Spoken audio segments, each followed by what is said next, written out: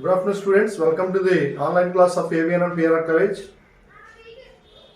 మనం almost first paper ఏదైతే ఉందో ఇది ఫైనల్ స్టేజ్కి వస్తాము. దీంట్లో మనకి 5th యూనిట్లో నెక్స్ట్ టాపిక్ చూస్తే primary productivity and decomposition. These are the 2 topics. Primary productivity and decomposition ఇవి షార్ట్ ఆన్సర్ క్వశ్చన్స్ అడగడానికి అవకాశం ఉంది. ఫస్ట్ లాస్ట్ క్లాస్లో ఏం చెప్పాను అనేటువంటిది బ్రీఫ్గా రికలెక్ట్ చేసుకుంటూ ఉంటే, లాస్ట్ క్లాస్లో ఏంటంటే మనకి ecosystem structure, ecosystem function 5th unit అంటేనే ecosystem ecology. 5th unit title ఏంటంటే ఈకోసిస్టమ్ ఇకాలజీ. దీంట్లో ఫస్ట్ టాపిక్ ఏంటంటే ఈకోసిస్టమ్ స్ట్రక్చర్, అలాగే ఈకోసిస్టమ్ ఫంక్షన్ చెప్పాను. అలాగే ఎనర్జీ ఫ్లో ఇక్కడ వరకు మనకి కంప్లీట్ అయింది. నెక్స్ట్ ఏంటంటే ఏవైతే బయోజియో కెమికల్ సైకిల్స్ ఏవైతే ఉన్నాయో, న్యూట్రియంట్ సైకిల్స్ అని కూడా అంటాం. అది కార్బన్ సైకిల్, నైట్రోజన్ సైకిల్, తర్వాత సల్ఫర్ సైకిల్, ఏవైతే ఉన్నాయో అవి సేమ్ యాసిటీస్ మైక్రోబయాలజీలో మీకు ఆల్రెడీ కంప్లీట్ అయింది. సేమ్ అవే చదవండి సరిపోతుంది. ఇప్పుడు నెక్స్ట్ టాపిక్ ఏంటంటే మనకి దీంట్లో ఎకాలజీలో 5th యూనిట్లో ప్రైమరీ ప్రొడక్టివిటీ అంటే డికంపోజిషన్. ప్రైమరీ అసలు ప్రొడక్టివిటీ అంటే ఏంటి అంటే, ప్రొడక్టివిటీ అంటే the rate of production of biomass. The rate of production of biomass is called productivity. Biomass అంటే ఏంటి? ఒక యానిమల్ లేదా ఒక ప్లాంట్లో దాని యొక్క బాడీ వెయిట్ ఏదో ఉందో ఆ వెయిట్నే బయోమాస్ అని చెప్పి పిలుస్తుంటారు. ఆ బయోమాస్ ప్రొడక్టివిటీనే formation of production of biomass is called as productivity. And దీంట్లో ఈ ప్రొడక్టివిటీ అనేటువంటిది ఏంటంటే 2 types. First one is primary productivity and second one is secondary productivity. మనకి ఇక్కడ ప్రైమరీ ప్రొడక్టివిటీ కావాలి. ప్రైమరీ ప్రొడక్టివిటీ అంటే ఏంటి చెప్తున్నాను. ప్రైమరీ ప్రొడక్టివిటీ అంటే the rate of production of biomass by plants within a particular time in a particular area. The rate of production of the living matter or organic matter or biomass by plants in a particular period of time in a particular area is called as primary productivity. అది primary productivity అంటే ఒక particular ఏరియాలో particular టైంలో అక్కడ ఉండేటువంటి plants ఏవైతే ఉన్నాయో ఆ ప్లాంట్స్ ఎంత ఆర్గానిక్ మ్యాటర్ని అవి ఫోటోసింథసిస్ ద్వారా మ్యానుఫ్యాక్చర్ చేశాయో దాన్నే ప్రైమరీ ప్రొడక్టివిటీ అని చెప్పి పిలుస్తారు. ఇప్పుడు ప్లాంట్స్ బయోమాస్ని ఎలా ప్రొడక్షన్ చేసుకుంటూ ఉంటాయి? Through photosynthesis. ఫోటోసింథసిస్ జరిగితేనే బయోమాస్ అనేటువంటిది ప్రొడక్షన్ జరుగుతుంది. అందుకనే ఆ ఫోటోసింథసిస్ ప్రాసెస్లో అవి తయారు చేసుకున్నటువంటి ఆర్గానిక్ మెటీరియల్ ఏదైతే ఉందో ప్లాంట్స్, దాన్నే ప్రైమరీ ప్రొడక్టివిటీ అని చెప్పి పిలుస్తాం మనం. అంటే ప్రైమరీ ప్రొడక్టివిటీ అంతా కూడా దేనికి సంబంధించిందంటే ప్లాంట్స్కి సంబంధించింది.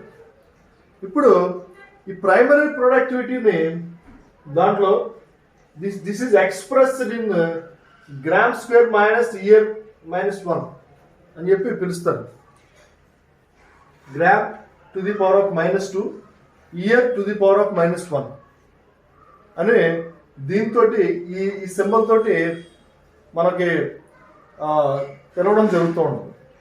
నెక్స్ట్ ఈ ప్రైమరీ ప్రొడక్టివిటీ అనేటువంటిది జనరల్గా దీన్ని 2 టైప్స్ కింద డివైడ్ చేస్తారు. మళ్ళీ దాంట్లో first gross primary productivity, second net primary productivity. Gross primary productivity అంటే ఏంటంటే the total amount of biomass or organic material that is manufactured by the plants through photosynthesis is called as gross primary productivity. అంటే plants ఏదైతే photosynthesis ద్వారా తయారు చేసుకున్నటువంటి మొత్తం biomass లేదా మొత్తము ఆర్గానిక్ మెటీరియల్ ఏదైతే ఉందో దాన్నే గ్రాస్ ప్రైమరీ ప్రొడక్టివిటీ అంటారు దాన్ని. ఇప్పుడు ఈ గ్రాస్ ప్రైమరీ ప్రొడక్టివిటీలోంచి అవి కొంత అమౌంట్ ఆర్గానిక్ మెటీరియల్ని కెటబాలిక్ యాక్టివిటీస్ కోసం అది ఉపయోగించుకుంటుంది లేదా మెటబాలిక్ యాక్టివిటీస్ కోసం యూజ్ చేసుకుంటుంది. నెక్స్ట్ నెట్ ప్రైమరీ ప్రొడక్టివిటీ అంటే ఏంటి? నెట్ ప్రైమరీ ప్రొడక్టివిటీ అంటే the remaining biomass or organic material that is available to the plants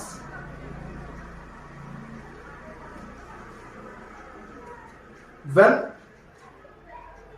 after the completion of the metabolic activities. దీంట్లో మనకి గ్రాస్ ప్రైమరీ ప్రొడక్టివిటీలోంచి రెస్పిరేషన్కి లేదా other metabolic activities కోసం కొంత use చేసేసిన తర్వాత ఆ మిగిలినటువంటి రిమైనింగ్ ఆర్గానిక్ మెటీరియల్ ఏదైతే ఉందో దాన్ని నెట్ ప్రైమరీ ప్రొడక్టివిటీ అంటారు. ఇప్పుడు ఫర్ ఎగ్జాంపుల్ చూడండి, మీకు NPP is equal to GPP minus R. NPP is equal to GPP minus R. GPP అంటే gross primary productivity minus R. R అంటే రెస్పిరేషన్. ఇప్పుడు జిపిపి అనేటువంటిది ప్లాంట్స్ తయారు చేసుకున్నటువంటి టోటల్ అమౌంట్ ఎంత అంటే total amount organic material for energy ఎంత ఉందంటే ఫర్ ఎగ్జాంపుల్ 10,000 కిలో క్యాలరీస్ ఉందనుకుందాం. 10,000 కిలో క్యాలరీస్ అనేది టోటల్ బయోమాస్ లేదా టోటల్ ఆర్గానిక్ మెటీరియల్. దాంట్లో నుంచి 2,000 కిలో క్యాలరీస్ని అవి రెస్పిరేషన్కి ఉపయోగించుకుంటారు. అంటే 10,000లో నుంచి 2,000ని మైనస్ చేయాలి. అప్పుడు ఇంకా రిమైనింగ్ ఎంత ఉంటుంది? 8,000 కిలో క్యాలరీస్ ఉంటుంది. So that 8,000 kilo calories is net primary productivity. 10,000 kilo calories అనేది గ్రాస్ ప్రైమరీ ప్రొడక్టివిటీ మైనస్ 2,000 దేనికి అంటే రెస్పిరేషన్ కోసం 2,000 కిలో క్యాలరీస్ అది స్పెండ్ చేసింది. ఇంకా 10,000 మైనస్ 2,000 ఈజ్ ఈక్వల్ టు ఎంత? 8,000 kilo calories. So 8,000 kilo calories అనేది నెట్ ప్రైమరీ ప్రొడక్టివిటీ. సో ఇది ప్రైమరీ ప్రొడక్టివిటీ అనేటువంటి దాన్ని చూస్తే ఇప్పుడు ఈ రిమైనింగ్ గ్రాస్ ప్రైమరీ ప్రొడక్టివిటీలోంచి 20 to 25% ఆర్గానిక్ మెటీరియల్ని అది మెటబాలిక్ యాక్టివిటీస్ కోసం యూజ్ చేసుకున్న తర్వాత మిగతా రిమైనింగ్ 70 లేదా 75 లేదా 80% ఆర్గానిక్ మెటీరియల్ దాన్ని ప్లాంట్ ఏం చేస్తుందంటే స్టోర్ చేసుకుంటుంది. దాంట్లో నుంచి కొంత ఆర్గానిక్ మెటీరియల్ ఏమవుతుందంటే నెక్స్ట్ ట్రోఫిక్ లెవెల్ అంటే కన్జ్యూమర్స్ ఏవైతే ఉన్నాయో యానిమల్స్లోనికి అది రీచ్ అవ్వడం అనేటువంటి జరుగుతూ ఉంటుంది ఫుడ్ రూపంలో. సో అలాగా ఈ ప్రొడక్టివిటీ అనేటువంటిది ఉంటుంది. ఇప్పుడు మనకి ప్రైమరీ ప్రొడక్టివిటీ అనేది కావాలి, సెకండరీ ప్రొడక్టివిటీ అనేటువంటి అవసరం లేదు, సిలబస్లో లేదు అది. అయినా చెప్తాను. సెకండరీ ప్రొడక్టివిటీ అంటే ఏంటంటే the rate of production of biomass by consumers. అంటే ఏవైతే యానిమల్స్ ఏవైతే ఉన్నాయో ఆ యానిమల్స్ దాని ప్లాంట్ ఫుడ్ తీసుకుని ఆ ప్లాంట్ ఫుడ్ని అవి దాని యొక్క బాడీ బిల్డింగ్ కోసం లేదా ఆర్గానిక్ మెటీరియల్ మ్యానుఫ్యాక్చర్ చేసుకోవడం కోసం ఉపయోగించుకుందో దాన్నే సెకండరీ ప్రొడక్టివిటీ అని చెప్పి పిలుస్తూ ఉంటారు. సో ఇది ఇక్కడ అది అవసరం లేదు మనకి, ఓన్లీ ప్రైమరీ ప్రొడక్టివిటీ కావాలి, అదే ఒకటే ఉంది సిలబస్లో. సో ఇది నెక్స్ట్ డికంపోజిషన్ అంటే ఏంటి? ఇది కూడా షార్ట్ ఆన్సర్ క్వశ్చన్ అడుగుతాడు. Decomposition is a very important process. Decomposition అనేటువంటిది వెరీ ఇంపార్టెంట్ ప్రాసెస్. ఏంటి దాని యొక్క డెఫినేషన్ ఏంటి అనేటువంటి చూస్తే బ్రేక్ డౌన్ ఆఫ్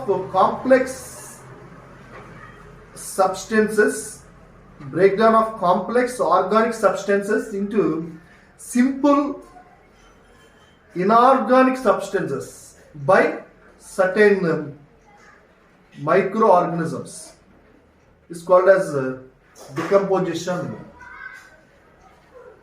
అంటే ఏవైతే మైక్రో ఆర్గానిజమ్స్ ఉన్నాయో ఈ మైక్రో ఆర్గానిజమ్స్ వల్ల కాంప్లెక్స్ ఆర్గానిక్ మెటీరియల్స్ అనేవి బ్రేక్ డౌన్ అయ్యి సింపుల్ ఇన్ఆర్గానిక్ సబ్స్టెన్సెస్ కింద కన్వర్ట్ అవ్వడం, దాన్నే డికంపోజిషన్ అని చెప్పి పిలుస్తున్నాం. ఇప్పుడు డికంపోజిషన్ అనేటువంటిది మనకేంటంటే it's oxygen requiring process. Oxygen requiring process అంటే ఇట్ రిక్వైర్స్ ఆక్సిజన్. ఆక్సిజన్ అనేటువంటిది చాలా అవసరం ఇక్కడ. ఆక్సిజన్ లేకపోతే డికంపోజిషన్ ప్రాసెస్ అనేటువంటిది జరగదు అక్కడ. ఇందులో ఆక్సిజన్ అనేటువంటి చాలా ఇంపార్టెంట్. ఇప్పుడు డికంపోజిషన్ ప్రాసెస్కి మెయిన్గా యూజ్ అయ్యేటువంటి యానిమల్స్ ఏమున్నాయి అనేటువంటి చూస్తే ఈ బ్యాక్టీరియా కానీ అలాగే ఫంగస్ ఇవన్నీ కూడా డికంపోజెస్లోకి వస్తాయి. అన్నీ కూడా ఇవే depend on dead and decaying organic materials. చనిపోయినటువంటి ప్లాంట్స్ మొక్కల పైన ఆధారపడి ఇవి లైఫ్ లీడ్ చేస్తూ ఉంటాయి. సో అలాంటి వాటినే డికంపోజెస్ అని చెప్పి పిలుస్తుంటారు. లేదా డెట్రివోర్స్ అని కూడా అంటారండి. ఇప్పుడు ఎత్వామ్ చూడండి, earthworm is called as a detritivore. Earthworm కూడా డెట్రివోర్ అంటారు, ఎందుకు it feeds on dead and decaying organic materials. Next దీంట్లో there are certain important steps in the decomposition. డికంపోజిషన్లో కొన్ని ఇంపార్టెంట్ స్టెప్స్ ఉన్నాయి. ఏంటో స్టెప్స్ అనేటువంటి చూస్తే దాంట్లో ఫస్ట్ ది ఫ్రాగ్మెంటేషన్.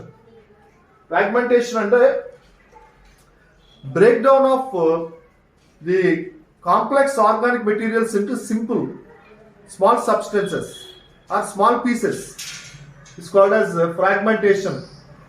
దీంట్లో ఈ కాంప్లెక్స్ ఆర్గానిక్ మెటీరియల్ ఏదైతే ఉందో అది స్మాల్ పీసెస్ కింద బ్రేక్ డౌన్ అవడాన్ని ఏమంటారంటే ఫ్రాగ్మెంటేషన్ అంటారు. It is done by certain detritivores like the earthworms.